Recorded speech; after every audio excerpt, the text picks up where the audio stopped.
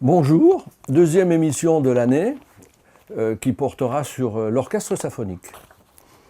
Le 7 septembre 1926, M. Kopp réunit une quarantaine de personnes dans le café Ris et prépare l'interprétation de 2 morceaux de musique devant le docteur Becker.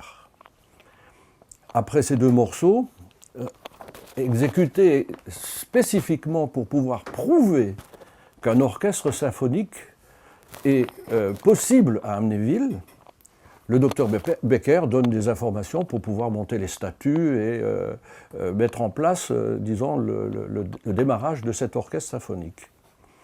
Alors, on a des informations sur cette première année, 1926, parce que le 21 septembre, les statuts sont déposés et un comité est formé. Et puis, un premier concert est exécuté le 6 octobre, et puis un concert à Romba pour les mutilés de la guerre, parce que n'oublions pas qu'on est à 8 années après la guerre de 14-18, et un concert a été fait donc à Romba avec un programme que l'on connaît. On cherche d'autres informations sur ces moments-là, parce que cette année, nous fêterons le 90e anniversaire de l'orchestre symphonique, et il est prévu de faire une manifestation importante dans le courant de l'année. Alors on va préparer cela avec vous, parce qu'on a besoin de vos informations, des photos, des programmes qui auraient été faits avant la guerre de 39-45, parce qu'après la guerre, on a beaucoup d'informations dont on va vous parler tout de suite après. Mais quelques chiffres, 150 concerts entre 1926 et 2000. 815 œuvres exécutées. Je les ai comptées, parce qu'on a tous les détails. 5 directeurs sont passés donc à cet orchestre symphonique. Avant 1940, donc M. Kopp, ainsi que éventuellement M. Schmitkowski, donc on ne sait pas vraiment s'il était directeur ou accompagnateur. Et ensuite, après 1945, Oskar Munch, Alfred Léninger,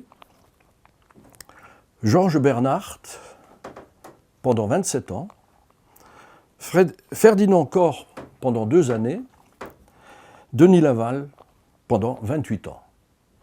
Ensuite, bien sûr, il y a eu l'orchestre dirigé par M. Fely dans les années qui ont suivi, mais ce qui nous intéresse surtout, c'est vraiment les années, au niveau de la recherche, que l'on vous demande, c'est les années qui sont avant 1940. Voilà, et maintenant on va aller voir la personne qui nous donne des archives exceptionnelles sur la période 1950 jusqu'à 2007, c'est Jackie Wimmer.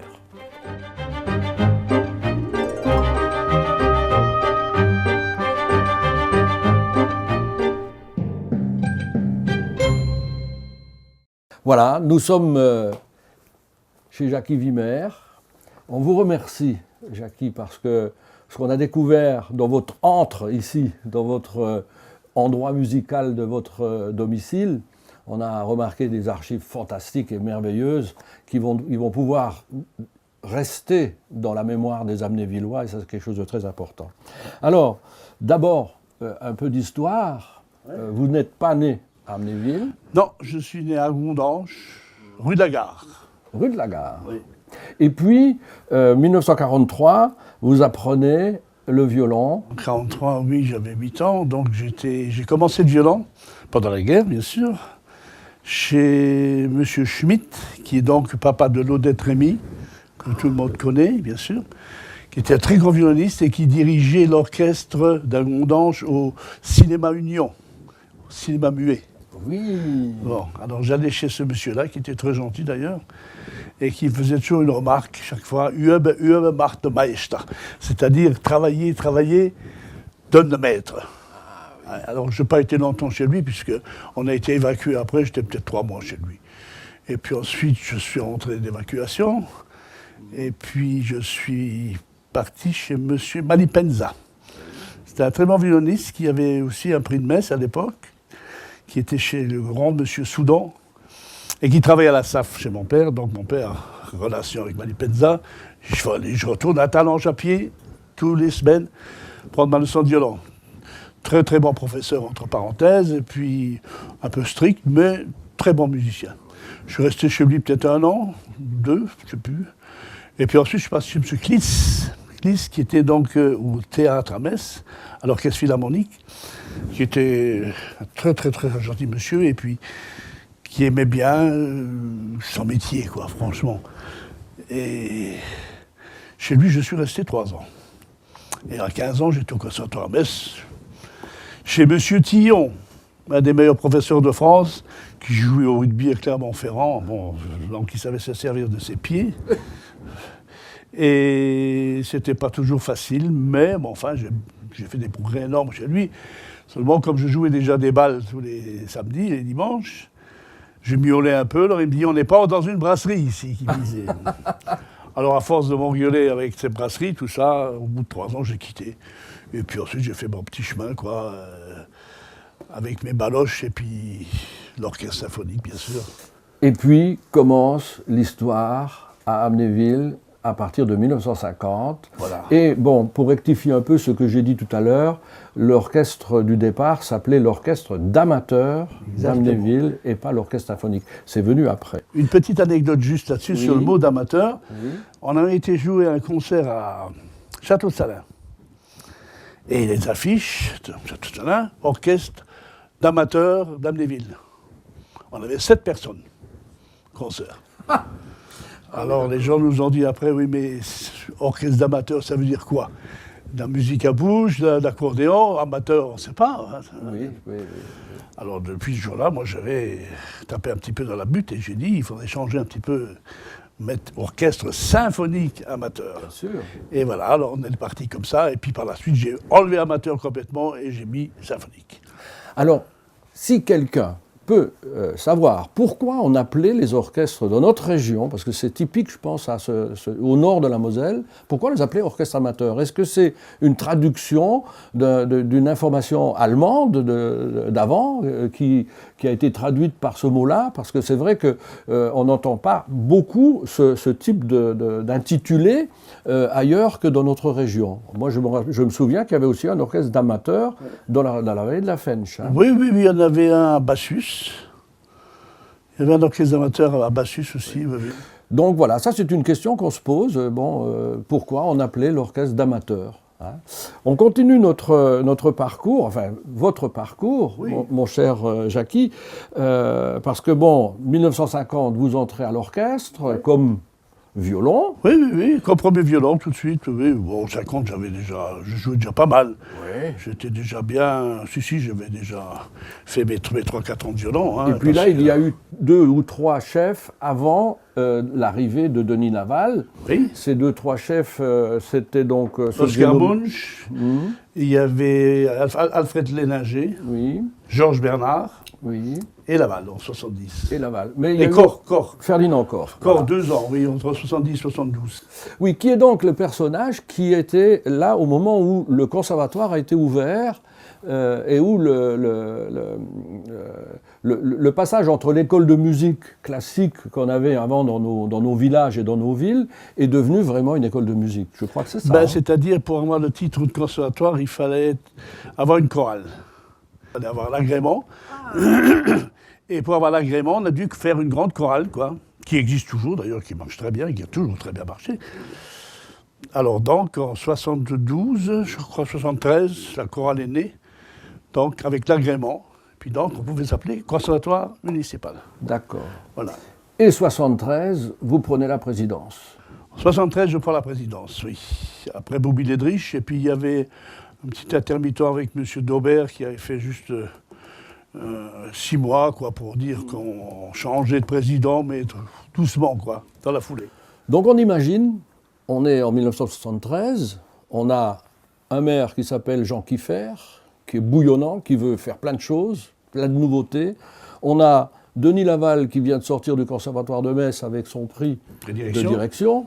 Et on a un excellent violoniste qui s'appelle Jackie Wimmer, qui est là, et ce trio-là va faire en sorte de monter en pression cet orchestre. Exactement, exactement. Oui, là, on a commencé à travailler.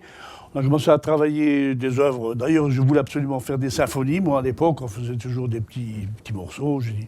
On a commencé par faire la symphonie nationale la symphonie de Schubert, la 9e, la 8e, maintenant. Et là, on a commencé à incorporer la chorale. Alors la chorale avec déjà corps qui avait commencé au départ, et puis après le Laval, quand on a eu l'agrément, on a commencé à faire des œuvres liturgiques, c'est-à-dire des concerts à l'église avec des messes en ut de Beethoven, requiem de Fauré, enfin pas mal de choses très très difficiles, et puis qui marchaient très bien. Puis là, ensuite, en 1977, on a eu donc un événement extraordinaire, c'est que TF1 nous téléphone pour venir nous écouter, pour les musiciens du soir. TF1 se présente là 2 jours, enfin avec des camions et tout le bazar, tout est partout. Et donc là, on a fait un concert exceptionnel avec la... Il y avait donc au départ, il y avait l'harmonie, ensuite il y a les troubadours bavarois qui ont participé aussi à ça, ensuite l'orchestre symphonique et la chorale qui était déjà là aussi. On a fait une partie de la messe en ut de Beethoven, Credo d'ailleurs. Alors, ce qu'on peut dire sur cet événement, c'est que, pour les personnes qui ne connaissent pas, dans les années 70, existait donc à la télévision nationale une émission qui s'appelait Les musiciens du soir. Et cette émission permettait donc à l'ORTF de montrer non seulement la capacité musicale des orphéans, ou des harmonies, ou des orchestres, mais également de faire un tour sur la région, sur l'aspect populaire, l'aspect social. Et lorsqu'on voit la cassette, parce qu'elle existe cette cassette, on peut la visualiser. Oui. Lorsqu'on la voit, il montre des usines avec des fumées extraordinaires qui sortent, avec un atelier où des chaudronniers sont en train de travailler, avec Denis Laval qui se promène en vélo au marché, etc. On voit ces choses-là. Il faut s'imaginer que c'était une émission qui était regardée par tous les musiciens de France. Elle est même passée 2 fois. Et elle est même passée 2 fois. Et il faut dire que Amnéville a été la seule ville à avoir ce type d'émission dans le nord de l'est de la France. Il y a eu Forbach, Berlebach. Il y a eu Forbach et Berlebach.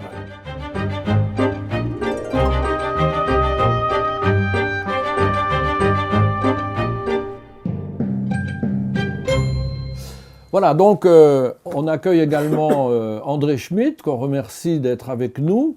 André Schmitt a fait partie de la chorale donc, depuis 1975. Oui. Vous avez 2-3 anecdotes à nous dire? Oh, mais je fais toujours partie de la chorale. La chorale n'a jamais... Oui, la chorale existe encore. Et on a collaboré étroitement avec l'orchestre. Pendant de nombreuses années avec Denis Laval. On a monté des œuvres sensationnelles. Mais à l'époque, c'est vrai que Denis Laval était un personnage qui était omniprésent. Il était à l'orchestre d'harmonie, il était à l'orchestre symphonique et à la chorale. Donc, il gérait ça, bien sûr, dans une cohérence totale, quoi. Tout à fait. Et donc, c'est beaucoup plus facile lorsqu'on a quelqu'un qui met en place toutes les affaires et travaille tout. Et donc, vous avez été également élu de la commune, oui. Et vous avez donc assisté à ce passage entre le moment où c'était un orchestre populaire amateur, même s'il y avait des professionnels qui intervenaient, et ce passage vraiment au rythme professionnel presque pur des années 2000, où l'orchestre est monté effectivement au niveau, mais où il se produisait beaucoup plus à l'extérieur, et où il était moins représentatif du populaire typiquement amnévillois. C'est exact. Et il y a eu un changement de statut dans l'orchestre. D'accord. Monsieur Fely a obtenu de la municipalité que les musiciens de l'orchestre, au même titre que les musiciens de l'harmonie, mais à un autre niveau, soient indemnisés. Oui. Non pas rémunérés, mais indemnisés. Or, les musiciens de l'orchestre étant indemnisés, la commune prenait en charge directement l'orchestre. Il était donc devenu municipal. Oui. L'association orchestre symphonique n'avait plus d'objet. J'ai simplement créé une amicale des musiciens de l'orchestre pour qu'il reste en place une association à qui la municipalité pourrait verser une subvention. Bien sûr. C'était purement administratif. Donc l'orchestre avait changé de statut et ça a duré jusqu'en 2008. C'était juste avant le départ de M. Fely à la retraite. M. Fely avait monté l'orchestre en puissance et à son départ, le passage a été difficile. Voilà, donc le passage a été difficile, pourquoi? Parce que 2011, le docteur décède le 11 août. Fin août, Fely quitte le conservatoire. Il n'y avait pas de prévision de nomination d'un nouveau directeur. La rentrée se fait très mal parce que personne pour diriger l'orchestre symphonique et c'est l'écroulement, je dirais. Oui, en gros, oui. Ensuite, il y a eu, bien sûr, tous les événements des élections municipales, etc., qui ont fait que ça s'est encore prolongé. Et grâce à une envie collégiale des professeurs du conservatoire, sous la pulsion d'Isabelle Sigal, ils ont souhaité remonter ça petit à petit. Et en 2013, a été fait le premier concert. Et aujourd'hui, on peut dire... Oui, ils ont redémarré avec des élèves et des professeurs, voilà. Tout simplement. Et ça s'étoffe tout doucement, mais ça remonte. Oui. Que c'est le renouveau. Ça marche bien. Voilà. Ça marche. Et voilà. L'orchestre renoue avec le succès. Tout à fait. Voilà.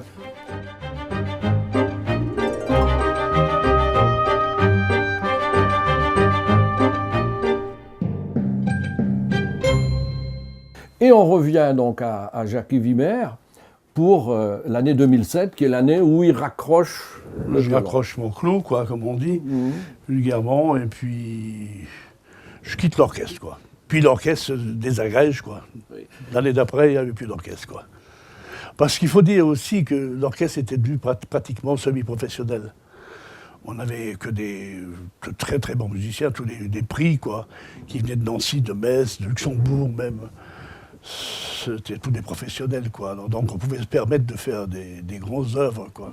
Et puis, le comité ou les amis vous ont fait une fleur. On a fait, c'est-à-dire, on avait payé un pot pour mon départ, oui. À la salle Maurice Chevalier. J'avais reçu la médaille de la jeunesse et des sports argent. Oui. Et puis, bon, on a fait une belle petite soirée entre amis, quoi, avec un peu de musique, avec l'orchestre que j'avais formé, un orchestre de jazz, avec Pongy, et puis Madame Sigal, et puis mon super pianiste Thierry Haas, qu'il faut que je cite là-dedans parce qu'il m'a suivi pendant 30 ans, quoi. Mais il y a quelque chose aussi qui a suivi aussi pendant toutes ces années Jackie Wimmer, c'est la convivialité, c'est-à-dire la troisième mi-temps. Ah ben, ce qui se passait après, non seulement les concerts, mais après les répétitions. Ben oui, ben ça se passait comme ça, dans les restaurants, ou alors à la salle Maurice Chevalier, on faisait notre repas, notre gueuleton, comme on appelait ça, pour la Saint-Cécile, c'est-à-dire à la fin de l'année. Et puis c'était des soirées formidables qui se terminaient vers 2-3 heures du matin, quoi. Puis on faisait de la musique, là. Toute la soirée de la musique, quoi. J'avais toujours des musiciens avec moi qui étaient là. Et puis c'était très intéressant, quoi. Je pense tout à l'heure on va faire un petit clin d'œil avec Jackie, mais je pense que déjà maintenant il faut dire que merci Jackie, merci pour non seulement cet investissement pendant toutes ces années, mais également merci pour avoir recueilli toutes ces informations, tous ces disques que vous avez ici, les photos, les programmes de concert, les affiches, oui, etc. Merci parce que rares sont les personnes qui ont la conscience que garder ces affaires-là, c'est quelque chose d'important pour les autres. Ben c'est sûr, pour le patrimoine, quoi, pour les souvenirs. Voilà. Je voulais encore mettre une petite parenthèse, parce que j'ai quand même fait 20 ans de clarinette à l'harmonie. Je jouais du saxophone aussi, mais surtout à l'harmonie, j'étais co-soliste. Et puis ça, c'était avec Corps, et puis Laval. Puis là, j'ai fait une vingtaine d'années, quoi. Alors vous faites bien justement de rajouter ça parce qu'il y a autre chose dans votre dossier aussi qui concerne le football. Alors moi je suis sûr qu'aujourd'hui un professeur de violon interdirait à un violoniste à l'étude d'être goal dans l'équipe d'Agondange et en division d'honneur en plus. Ah oui, ben j'arrivais, j'avais le pouce qui était tordu, quoi. Alors, Jackie Wimmer a fait combien? 7 années, 8 années de foot? À haut niveau. Oui. À haut niveau. À haut niveau. Attention, c'est pas... Division d'honneur, à l'époque, c'était ce qui se faisait en dessous des pros, quoi. C'était ça, Comme la D3 maintenant, quoi, c'était ça. Quoi. On rencontre encore aujourd'hui des gens comme Jackie, il y a Horst Brooks-Meyer, il y en a encore d'autres qui ont fait plein de choses, qui ont été dans plein de phalanges, dans plein de sports, Moi, etc. j'ai connu, j'ai joué contre lui même d'ailleurs. Ah oui. Ah, ouais. Alors, J'avais 17 ans, moi je jouais avec des gens qui avaient 30 ans, 33 ans. Alors, vous voyez un petit peu, quand il y avait un corner, quand il fallait sortir sur un corner. c'est la parenthèse sport qu'on voulait rajouter un petit peu. Ouais, au c'est un bout. clin d'œil, quoi. Merci Jackie. Oui.